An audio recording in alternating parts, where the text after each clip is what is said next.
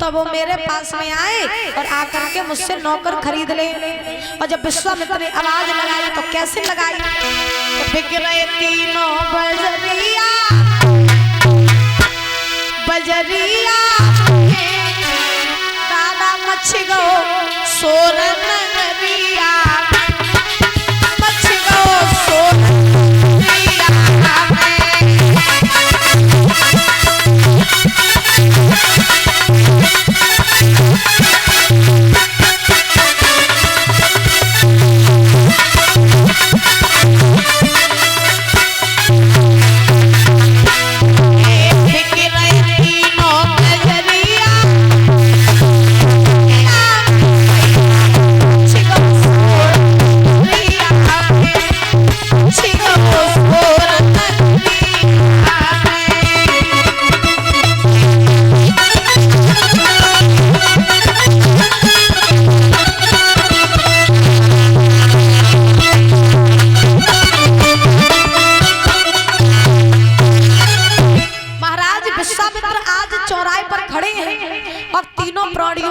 चौराहे पर खड़ा किए हैं और विश्वामित्र आवाज लगा रहे, किसी को नौकर की जरूरत हो तो वो मेरे पास में आकर के मुझसे नौकर खरीद ले।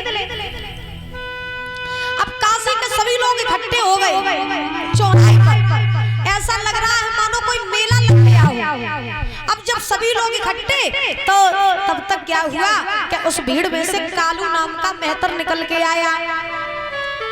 कालू मेहतर ने महाराज विश्वामित्र से कहा, बाबा इस पुरुष का क्या मोल है? विश्वामित्र ने कहा 20 बार सोना। तो कालू मेहतर ने 20 बार सोना दिया, हरिश्चंद्र को खरीद लिया। एक ब्राह्मणी निकल के आई, उस ब्राह्मणी ने विश्वामित्र से पूछा, बाबा इस स्त्री का क्या मोल? बोले 20 बार सोना। तो उस ब्राह्मणी ने 20 बार सोना दिया, तारा को भी खरीद लिया। अब हरिश्चंद्र बिक गए कालू मेहतर के हाथों, तारा बिक गई ब्राह्मणी के हाथों।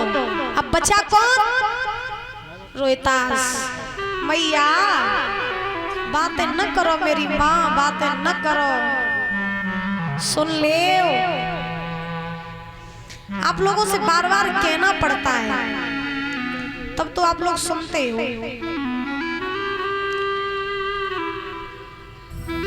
का फायदा, आदि सुन रही हो आदि छोड़ रही हो।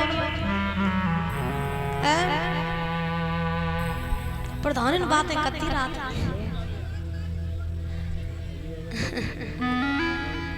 थोड़ा देखो, इसमें आपका ही फायदा है। कुछ सुन लोगी तो फायदे में रहोगी, नहीं सुनोगी तो भाई हम तो चिल्ला ही रहे हैं, हमें क्या है, हमारा तो काम ही है चिल्लाना। सुनना आपका काम है, सुनो तो सुनो, न सुनो तो फिर कोई बात नहीं भाई। गोविंद भगवान की दीदी, ए छोटी दीदी चुप हो जा। हरिश्चंद्र को किसने खरीदा? परीक्षक जी। जब परीक्षक जी बच्चन में बिल में तो बेचारी प्रजा क्या करे। हरिश्चंद्र को किसने खरीदा था बताओ? मेहतर को नाम। और तारा को किसने खरीदा? पंडितानी ने। ठीक। हरिश्चंद्र बिक गई कालू मेहतर के हाथों, तारा बिक गई ब्राह्मणी के हाथों। बचा कौन? रोहितास। अब रोहित ने देखा पिताजी को खरीद लिया कालू मेहतर ने, माँ को खरीद लिया ब्राह्मणी ने, मेरा मोल करने वाला कोई नहीं। तो रोहित ना तारा के पैरों में गिर पड़े।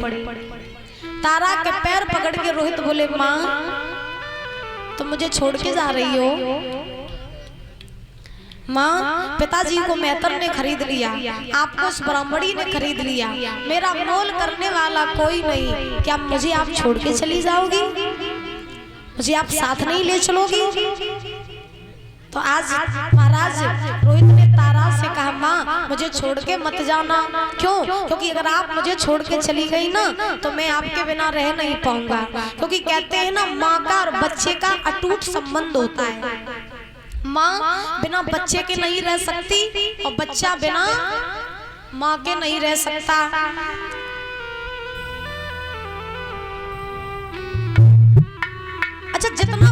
बच्चे अपनी माँ से करते हैं उतना प्रेम बाप से नहीं करते हैं।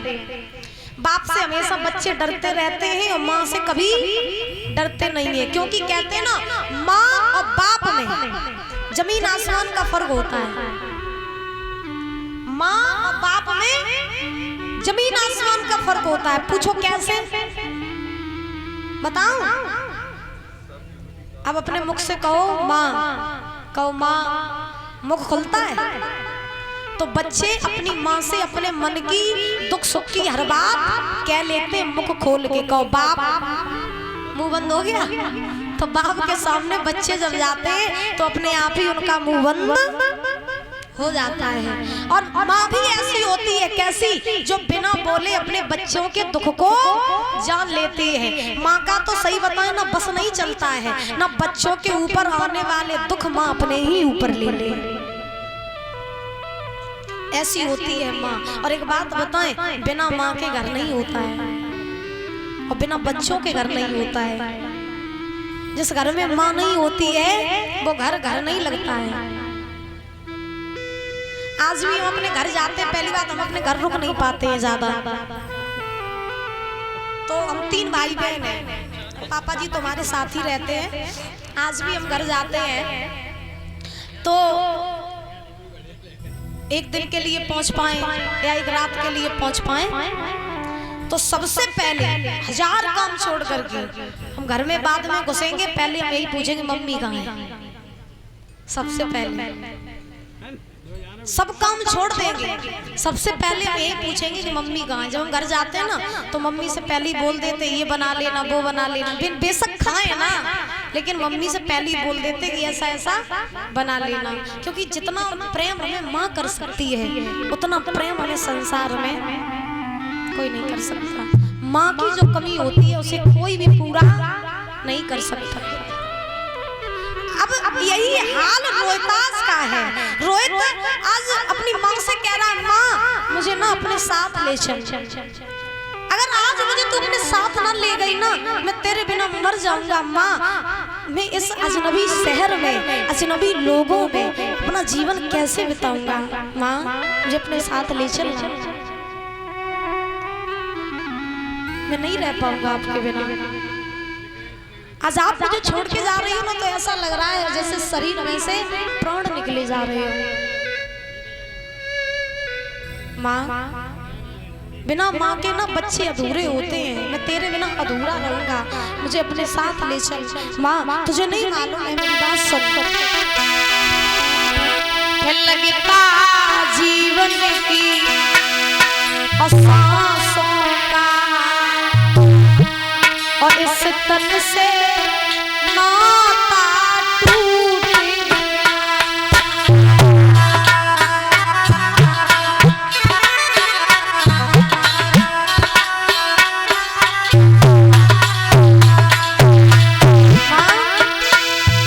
आज आप मुझे छोड़ के जा रही हो ना तो ऐसा लग रहा है शरीर में से प्राण निकले जा रहे हो।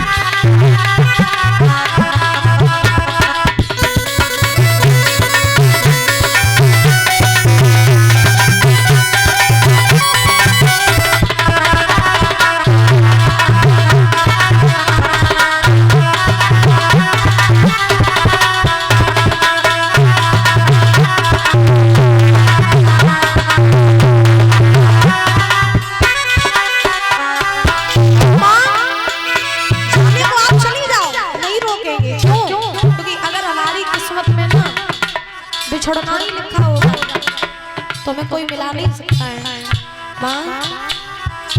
आप जाने को चली जाओ, लेकिन एक बार अपने बच्चे की तरफ जरूर देखो कि तुम्हारे जाने के बाद तुम्हारा बच्चा रहेगा कैसे, तुम्हारे जाने के बाद इसका पालन पोषण कौन करेगा, इस अजनबी शहर में माँ कौन मेरी देखभाल करेगा, किससे माँ कहूँगा, कैसे रहूँगा माँ।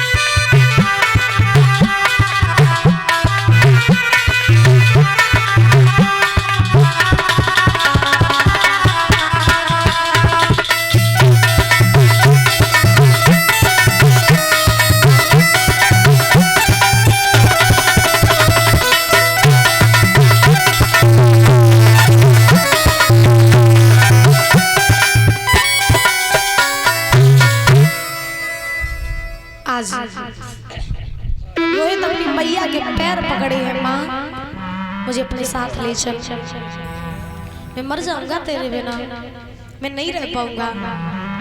जो ये बात कही तारा ने अपने लला को अपनी छाती से लगाए, लो पूत हम जहाँ जाएंगे तुझे अपने साथ लेके जाएंगे, हम तुझे अकेला नहीं छोड़ेंगे। अब तारा ने ब्राह्मणी के पैर पकड़े, तारा ने कहा मैया तूने एहसान करो मेरे ऊपर जो तूने मोह खरीदो, एक एहसान कर दे जिंदगी भर तेरो ना बोले 20 बार सोना दे के मेरे लला को खरीद ले, क्योंकि मैं अपने बच्चे के बिना जीवित नहीं रह सकती, मेरा बच्चा मेरे बिना नहीं रह सकता, एक एहसान कर दे मेरे बच्चे को खरीद ले। ब्राह्मणी को दया आ गई तो ब्राह्मणी ने परिचत जी रोहितास को भी खरीद लिया। अब सुनो, अब तारा को और रोहित को किसने खरीद लिया? ब्राह्मणी ने। हरिश्चंद्र को किसने खरीदा? कालू मेहतर ने। तीनों बिक गए। अब जब तीनों बिके, कालू मेहतर ने हरिश्चंद्र से कहा बोले चल मेरे साथ, बहुत हो गया तुम्हारा रोना धोना, चल। हरिश्चंद्र चलने लगे। मन में इतना कष्ट है कि जब हरिश्चंद्र चले तो इन्होंने मुड़कर के अपनी पत्नी अपने बच्चे की तरफ नहीं देखा।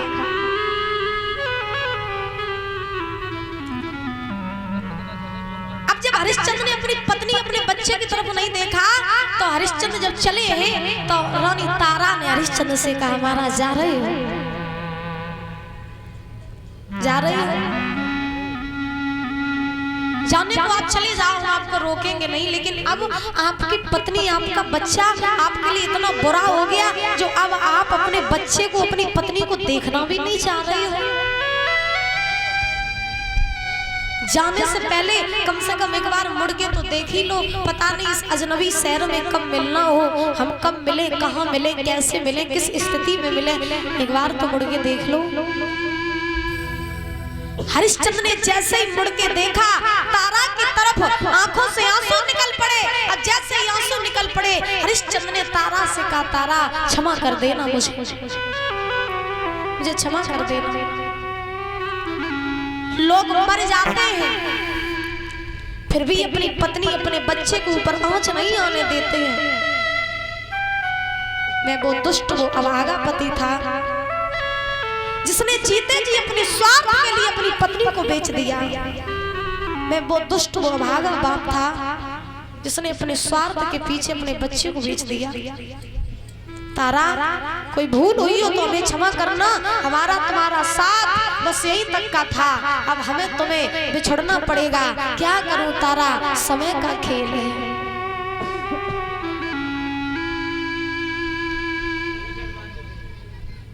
हम दोनों ने मिलकर के साथ जीने की, साथ मरने की कसमें खाई थी। मंडप के नीचे जब साथ वचन लिए थे तब कहा था दुख होगा सुख होगा कोई साथ नहीं छोड़ेंगे। राज अपने स्वार्थ के पीछे मैं तुम्हें बेच के जा रहा हूं, ये क्षमा कर देना, और ना जहाँ जाना अच्छे से रहना, और ना मेरे बच्चे को अच्छे संस्कार देना, इसे ना धर्मवान बनाना, निष्ठावान बनाना, और हाँ वहां जाके ना मेरी याद मत करना। हमारे समय हरिश्चंद्र ने कहा तारा हमारा तुम्हारा साथ बस यही तक का था, समय से बड़ा कर्म से बड़ा कुछ नहीं होता है। वहां जाके मेरी याद मत करना।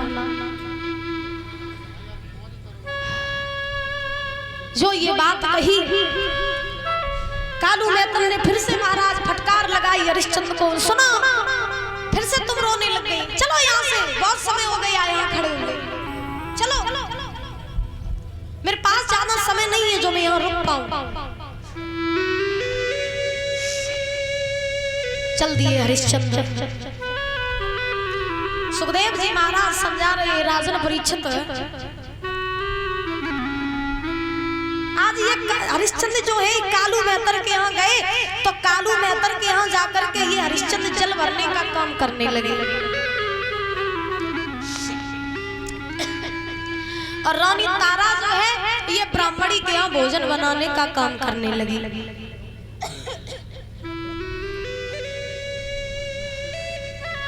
अब जब ये तारा ब्राह्मणी के यहाँ भोजन बनाने का काम करने लगी तो महाराज कालू मेहतर ने हरिश्चंद्र के भोजन के लिए दुकान नियुक्त कर दी। कालू मेहतर ने हरिश्चंद्र से कहा, बोले सुना तुम ना मेरे यहाँ अगर भोजन करोगे तो तुम्हारा धर्म चला जाएगा। क्यों? क्योंकि मैं हूँ जात से मेहतर, तो मैं नहीं चाहता कि तुम्हारा धर्म चला जाए। ये दुकान हम तुम्हारे लिए नियुक्त कर रहे हैं, जब भी तुम्हें भूख लगा करे तो तुम इसी दुकान पर आया करना और भोजन कर जाया करना। हरिश्चंद्र बोले ठीक है। हमारे समय एक कवि ये कहते हैं बड़े सुंदर शब्दों में, दादा गौर करना, अरे करम से करम के करम करम से राजा राज, और करम से राजा राज करे, और करम ही राजा को भी पकावे।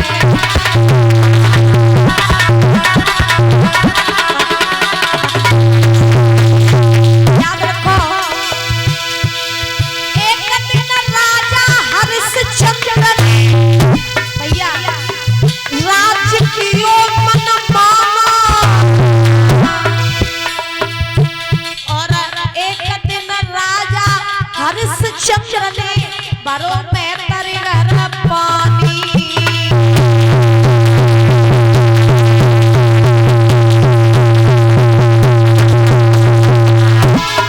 इसीलिए कहते हैं बलिहारी बलिहारी,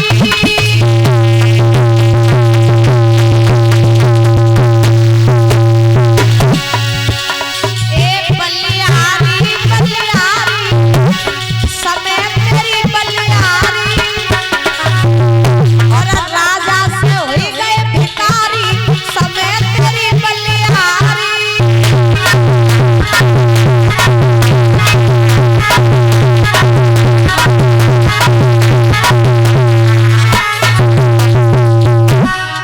बलिहारी बलिहारी समय तेरी बलिहारी, और राजा से हो गए भिखारी, समय तेरी बलिहारी। समय बहुत बड़ा बलवान होता है। लोगों के पास पैसा आ जाता तो लोग अपने आप को ताकतवर समझने लगते हैं। लोगों के पास में महाराज पैसा आ जाता तो अपने आप को बहुत बड़ा बलशाली समझने लगते हैं।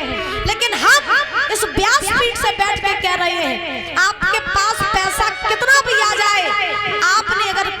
को ये समझा कि मुझ जैसा बलवान इस दुनिया में कोई नहीं, तो समय का ऐसा तमाचा पड़ेगा जो मिट्टी में मिलते देर नहीं लगेगी।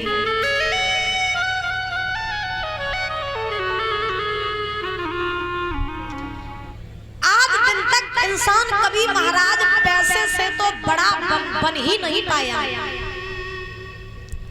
आज के जमाने में इंसान दौलत और शोहरत से कभी बलवान बन ही नहीं पाया। इंसान बड़ा मालूम है काहे से होता है? इंसान बड़ा अपने कर्मों से होता है। जिसके कर्म अच्छे होते हैं वही दुनिया में सबसे बड़ा सबसे बलवान व्यक्ति होता है। जिसके कर्म अच्छे नहीं होते हैं याद रखो दुनिया में कुछ भी नहीं होता है। हरिश्चंद्र के भोजन के लिए दुकान नियुक्त कर दी किसने? कालू मेहतर ने। और क्या कहा कि जब तुम्हें भूख लगा करे तो तुम इसी दुकान पर आया करना, भोजन कर जाया करना। हरिश्चंद्र बोले ठीक। अब हरिश्चंद्र जैसे ही भोजन करने आते तो महाराज ये विश्वामित्र कहीं कुत्ते का रूप बना लेते, कहीं बिल्ली का रूप बना लेते, नाना प्रकार के रूप बना करके हरिश्चंद्र के सामने बैठ जाते। हरिश्चंद्र को दया आ जाती, सोचते मैं आज नहीं कल भोजन कर लूंगा, लेकिन ये जीव पता नहीं कब का भूखा होगा, तो लाओ हम अपना भोजन इस जीव को करा दे। तो हरिश्चंद्र अपना भोजन उस जीव को करा देते। यहाँ जितने हमारे श्रोता बैठे हैं एक बात मेरी याद रखना, जब भी घर में भोजन करो बड़े ध्यान से सुनना। घर में जब भी भोजन करो तो एक बार द्वारे जरूर देख करके आओ बाहर, कि द्वारे कोई ऐसा तो नहीं बैठा है जो भूखा बैठा हो। जब भी आप भोजन करने बैठो चाहे सुबह चाहे शाम, तो एक बार अपने द्वार पर जाकर के अवश्य देखो कि कोई भूखा तो मेरे द्वार पर नहीं बैठा है, कहीं ऐसा तो नहीं है कि हम